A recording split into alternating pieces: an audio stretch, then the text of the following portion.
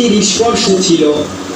হ্যাঁ, yes yes, not out থাকবে। ক্যাচটা পুরোপুরি সঠিকভাবে ধরতে পারেননি বলে মনে হয়, ক্যাচটা পুরোপুরি সঠিকভাবে ধরতে পেরেছেন বলে মনে হয় না আমার কাছে।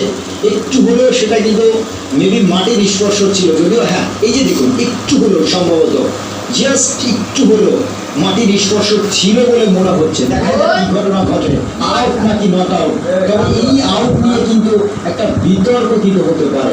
সঞ্জু স্যামসন, তবে তার হাত নিচেই ছিল শেষ মুহূর্তে, কিন্তু এটা আমরা লক্ষ্য করছিলাম যে এটা একটা বিতর্কিত আউট হবে ভাই। আউট দিলেও একটা বিতর্ক আসবে, না দিলেও একটা বিতর্ক আসবে। জানি না শেষ পর্যন্ত কি হবে, তবে আউট দেওয়ার সম্ভাবনাই বেশি, আউট দেওয়ার সম্ভাবনাই কিন্তু বেশি, আউট দেওয়ার সম্ভাবনাই বেশি। আউট, ফখরুজ্জামান আউট হয়ে গেলেন, ফখরুজ্জামান গন।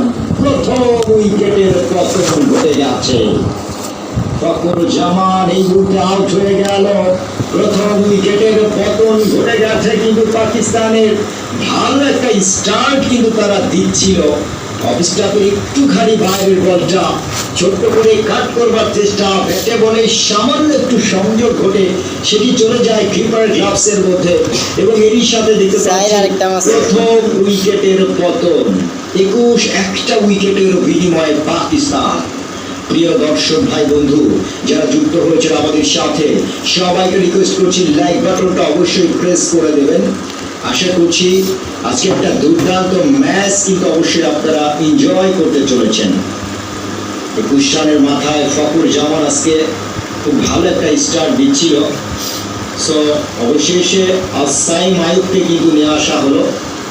সাইম আয়ুব খুব ভালো বল করে থাকেন, খুব ভালো স্পিন করে থাকেন। সাইম আয়ুব গ্রুপ পর্বের ম্যাচগুলোতে তিনি অবশ্যই ওপেনিং খেলেছিলেন, যদিও ওপেনিং এ তিনি পুরোপুরি ব্যর্থ, বাট আজকে তাকে অনডাউনে নামানো হলো।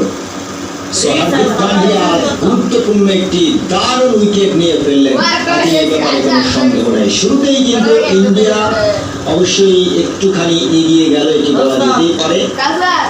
আর এই মুহূর্তে আমরা দেখতে পাচ্ছি ওভারের অবশ্য 14 নম্বর বলটা করবেন হার্দিক পান্ডিয়া। হার্দিক পান্ডিয়া